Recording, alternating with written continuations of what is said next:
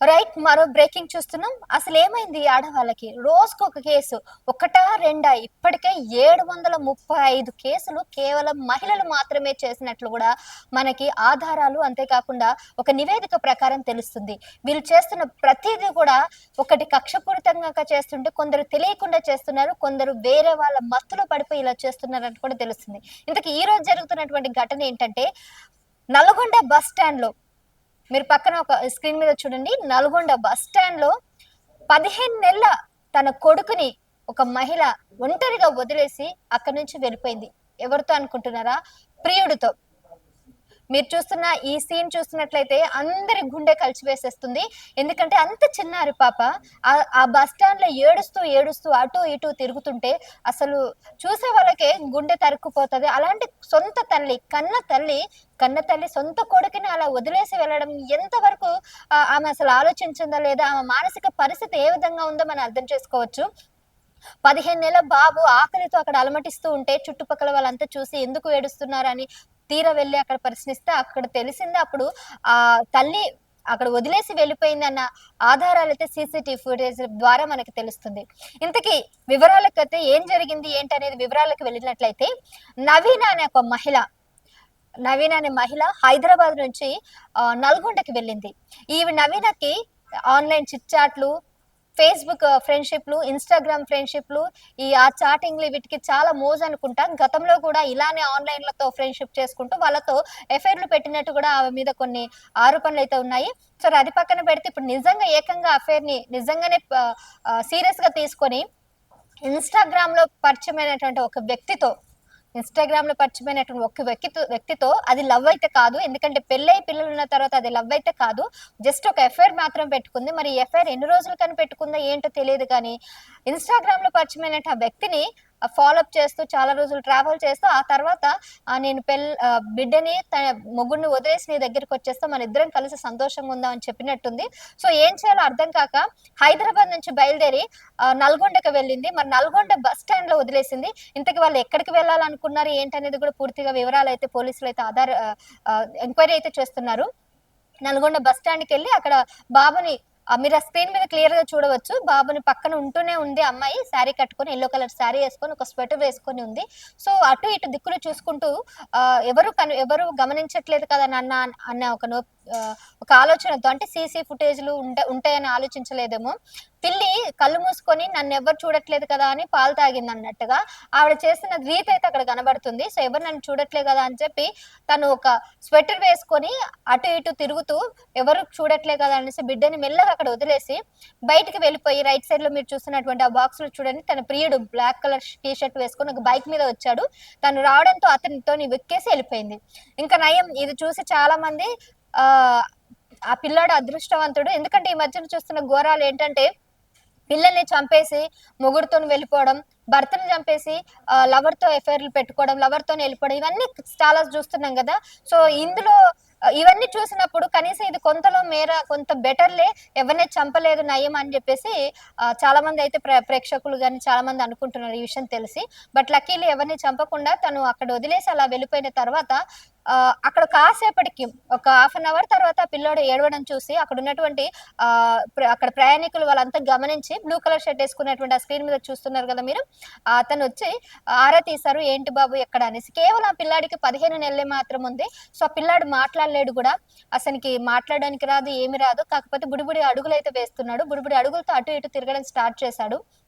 అటు ఇటు వెళ్తున్న తర్వాత గమనించినటువంటి అక్కడున్నటువంటి ప్రయాణికులు అడిగితే అమ్మ కావాలి, అమ్మ కావాలని ఏడుస్తూ ఉంటే, తర్వాత అమ్మ కనిపించట్లేదని అక్కడంతా కూడా ఎంక్వైరీ చేసిన తర్వాత దగ్గరలో ఉన్నటువంటి పోలీస్ స్టేషన్‌కి లేదంటే బస్ స్టాండ్ నుంచి అక్కడ పోలీసులకి ఇన్ఫార్మ్ చేయడం ద్వారా అతను పోలీసులు వాళ్ళంతా అక్కడికొచ్చి సీసీ ఫుటేజ్ అయితే చూసారు. సీసీ ఫుటేజ్ తర్వాత అక్కడి నుంచి పాపని వదిలేసి వెళ్ళినట్టు కూడా మనకు తెలుస్తుంది. తర్వాత కాసేపటికి ఒక సాయంత్రం కల్లా ఇదంతా జరిగింది మధ్యాహ్నం 12 గంటలకి జరిగింది. ఆదివారం మధ్యాహ్నం 12 గంటలకి నల్గొండ బస్ స్టాండ్‌లో జరిగినటువంటి సంఘటన ఇది. తర్వాత సాయంత్రం 4, 5 గంటల తర్వాత మళ్ళీ పోలీసులు ఆ తల్లిని, తర్వాత తండ్రిని కూడా పిలిపిచ్చారు. పిలిపించిన తర్వాత తండ్రికి అలాగే అక్కడ ఉన్నటువంటి కొంతమంది బంధువులకు వాళ్ళందరికి కూడా ఎంక్వైరీ చేస్తే వాళ్ళిద్దరి మధ్య ఎన్ని రోజుల నుంచి గొడవలు జరుగుతున్నాయి. సో, కుటుంబ సఖ్యత సరిగ్గా లేదు. అందు గురించి ఇలా చేసిందని అయితే చెప్పడం జరిగింది. సరే ఏదైతేనేమో గాని తల్లినైతే పిలిపించి కౌన్సెలింగ్ అయితే ఇచ్చారు పోలీసులు. ఇంకెప్పుడు ఇలా చేయకూడదు. ఒకవేళ నిజంగా మీకు అలాంటి ఇష్యూస్ ఉంటే గనక కోర్టు ద్వారా విడాకులు తీసుకొని ఎవరి దారిన వాళ్ళు వెళ్ళాలి తప్ప ఇలా పిల్లల్ని రోడ్డు మీద వదిలేసి, గాలికి వదిలేసి అలా బయటికి వెళ్ళడం అనేది చట్టరీత్యా నేరం అన్నట్టు ఆవిడకి గట్టిగానే వార్నింగ్ ఇచ్చారు. మీకు దాంపత్యంగా మీ ఇద్దరికి ఏమైనా ఇష్యూస్ ఉన్నా గాని లీగల్‌గా ప్రొసీడ్ అవ్వాలి. తర్వాత బిడ్డ మీ దగ్గర ఉంటాడా, తండ్రి దగ్గర ఉంటాడా అని మీరు ఆలోచించుకోవాలి. మీకొద్దు అనుకుంటే బిడ్డని తండ్రి దగ్గర వదిలేసి, మీరు కోర్టుకు వెళ్ళిన తర్వాత విడాకులు అప్లై చేసి, మొత్తం ఆ బంధాన్ని తెగదెంపులు చేసుకొని, ఆ తర్వాత నువ్వేదైనా చేసుకో. అంతేగాని ఒక కుటుంబంలో ఒక నువ్వు మొగుడుతోని, పిల్లలతోని అంతా కుటుంబంతో ఉండి నువ్వు గాలికి వదిలేసేలా వెళ్ళడం అనేది చాలా చట్టరీత్యా నేరం. దీనికి తగిన శిక్ష ఉంటుంది. ఖచ్చితంగా పోలీస్ స్టేషన్‌కి వెళ్లి నువ్వు కనీసం 4 ఏళ్ల జైలు శిక్ష పడాల్సి ఉంది. కానీ మేము ఈసారికి వదిలేస్తున్నాం అనంటూ కొద్దిగా గట్టిగానే వార్నింగ్ ఇచ్చి వాడికి కౌన్సెలింగ్ అయితే ఇచ్చి పంపించారు. మరి ఆ తర్వాత ఏం జరుగుతుందో తెలీదు. మీరిక్కడ ఈ ఇన్సిడెంట్ చూసిన తర్వాత పిల్లలు ఇలానే తప్పిపోతూ ఉంటే ఇట్లా తల్లిదండ్రులు ఇలా చేసిన పొరపాటుకి పిల్లలు ఏ విధంగా అన్యాయంగా అక్రమాలకు గురవుతున్నారో మీరు చూస్తే రీసెంట్‌గా హైదరాబాద్‌లో జరిగినటువంటి సృష్టి ఐవీఎఫ్ టెస్ట్ ట్యూబ్ సెంటర్‌లో చైల్డ్ ట్రాఫికింగ్ జరుగుతుంది కదా! సో, ఇదే జరుగుతుందండి. ఇప్పుడు ఈ బస్ స్టాండ్‌లో ఆ పిల్లాడు ఎలా ఉన్నాడో అలాంటి పిల్లల్ని టార్గెట్ చేస్తారు. ఈ ముఠా అంతా కూడా అలాంటి పిల్లల్ని టార్గెట్ చేసి వాళ్ళని తీసుకొస్తారు. లేదంటే అప్పుడే హాస్పిటల్‌లలో గాని, లేదంటే ఏదైనా గవర్నమెంట్ హాస్పిటల్‌లో మాకు బిడ్డలొద్దు, ఆడబిడ్డ వద్దనుకొని చాలా మంది వదిలేస్తారు గదా! వాళ్ళని టార్గెట్ చేస్తారు. లేదంటే పేదరికం వల్ల పిల్లల్ని వదిలేయడానికి ప్రయత్నిస్తుంటారు గదా! వాళ్ళని టార్గెట్ చేస్తారు. అలా వాళ్ళని కొంతమంది పిల్లలందరిని తీసుకొచ్చి ఈ టెస్ట్ బేబీ సెంటర్ సృష్టి టెస్ట్ బేబీ సెంటర్ ఏదో హైదరాబాద్‌లో తనిఖీలు జరిగాయి. వాళ్ళందరిని కూడా అరెస్ట్ చేశారు. ముఖ్యంగా నమ్రతను కూడా అరెస్ట్ చేశారు పోలీసులు. నమ్రతతో పాటు మరొక 8 మంది అది హాస్పిటల్‌కి సంబంధించిన అధికారులను గాని, లేకపోతే సిబ్బందిని గాని అరెస్ట్ చేయడం చూస్తున్నాం. వీళ్ళందరూ గూడా పిల్లలు లేని వాళ్ళకి పిల్లలు పుట్టిస్తామని దాదాపుగా 25 లక్షల నుంచి 40 లక్షల వరకు డిమాండ్ చేశారు.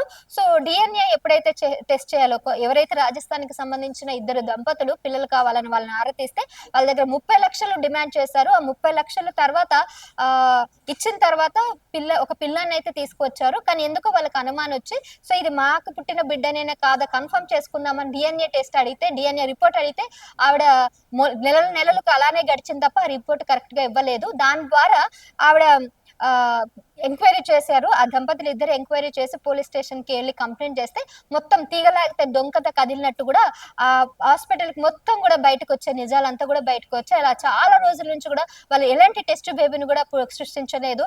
ఎలాంటి డీఎన్ఏ ఎలాగా కూడా సరోగసీ చేయట్లేదు. ఎలాంటి టెస్ట్ బేబీని కూడా వాళ్ళు క్రియేట్ చేయకుండా కేవలం ఇలా చైల్డ్ ట్రాఫికింగ్ చేసి కొంతమందికి డబ్బులిచ్చి ఎక్కడ పిల్లలు దొరుకుతారా? ఎక్కడ అనాథలు దొరుకుతారా? లేకపోతే ఎవరైనా కిడ్నాప్ చేసి తీసుకొస్తారా? ఆ టైప్‌లో అన్నీ చేసి ఆ పిల్లల్ని వీళ్ళకి అంటగడుతున్నారు. ఈ విధంగా అటు సొంత తల్లిదండ్రులు బాధపడుతున్నారు. కన్న తల్లి పిల్లలు పోగొట్టుకున్నందుకు అక్కడ బాధపడుతున్నారు. ఇక్కడ మిడ్ డే అనుకోని వాళ్ళు పొరపాటి వేరే వాళ్ళ బిడ్డని తీసుకొచ్చి లక్షలైతే హాస్పిటల్‌కి వెచ్చిస్తున్నారు. ఇన్‌ఫాక్ట్ ఎప్పుడైతే వీళ్ళు మా బిడ్డ గాదు, మా డీఎన్ఏ సరిపోవట్లేదు, మా రక్తం పుట్టిన బిడ్డ గాదని తెలిసిన తర్వాత ఈ తల్లిదండ్రులు ఈ పిల్లల మీద కక్ష పెట్టుకోవడం, వాళ్ళని సరిగ్గా చూసుకోకపోవడం ఇవన్నీ కూడా కామన్ గా జరిగిపోతున్నాయి. ఇప్పుడు డాక్టర్ చేసినటువంటి మిస్టేక్ వల్ల ఇంతమంది ఈ విధంగా జరుగుతున్నాయి. సో గమనిస్తూనే ఉండండి. ఇటు తల్లిదండ్రులు చేసిన మిస్టేక్ వల్ల ఇటు పిల్లలు అనాథలు అయిపోతున్నారు. ఇప్పుడు ఇలాంటి అక్రమాలన్నిటికీ కూడా రావడానికి కారణం. సో నవీన్ అనే ఆవిడ సొంత కొడుకుని ఆ విధంగా రోడ్డు మీద బస్ స్టాండ్ లో వదిలేసి వెళ్ళడానికి ఎంత దారుణం అనేది ఇప్పుడు దీనికి ఒక ఎగ్జాంపుల్ అనేది కూడా మనం తెలుసుకోవచ్చు. సో మరి ఇలాంటి కేసులు రోజు రోజుకి మహిళలు చేస్తున్నటువంటి కేసులు ఒకటా రెండా ప్రతి దాంట్లో ఏ కేసు తీసుకున్నా కూడా అన్నిట్లో కూడా మహిళలు అయితే ముందుంటున్నారు. మరి వీళ్ళకి ఏం జరిగిందో ఏంటనేది కూడా చూడాలి. అటు మా హస్బెండ్‌ని చంపేస్తున్నారు, పిల్లల్ని చంపేస్తున్నారు, లేదంటే అడ్డొచ్చిన వాళ్ళని చంపేస్తున్నారు. ఏదో ఒకటి అంటే చిన్న ఇష్యూని కూడా వాళ్ళు యాక్సెప్ట్ చేయకుండా ఆ చిన్న ఇష్యూకి ఇలాంటి మర్డర్ కేసులు ఇలాంటి తీవ్రంగా వాళ్ళు ఆలోచిస్తూ ఇలాంటి కేసులో వాళ్ళు ఇరుక్కుంటున్నారు. వాళ్ళ తర్వాత వాళ్ళు ఎలాంటి పరిణామాలు చోటు చేసుకుంటున్నారో అర్థం కావట్లేదు వాళ్ళకి. సో దానివల్ల ఎన్నో కుటుంబాలు నాశనం అవుతున్నాయి. ఎంతో మంది బలైపోతున్నారనే విషయాలు ఏవి అర్థం చేసుకోకుండా వాళ్ళు ఆ టైంలో ఆ మూమెంట్‌లో క్షణికావేశంలో చేస్తున్నటువంటి తప్పు వల్ల ఇంతమంది అయితే బాధపడుతున్నారు. సో చూద్దాం ఇలాంటి కేసులు ఇంక రోజు రోజు ఎన్ని జరుగుతాయి ఏంటనేది అర్థం కావట్లేదు. సో దానికి మరి ఆ దేవుడే దీన్ని కాపాడాలని నేను కూడా కోరుకుంటున్నాను.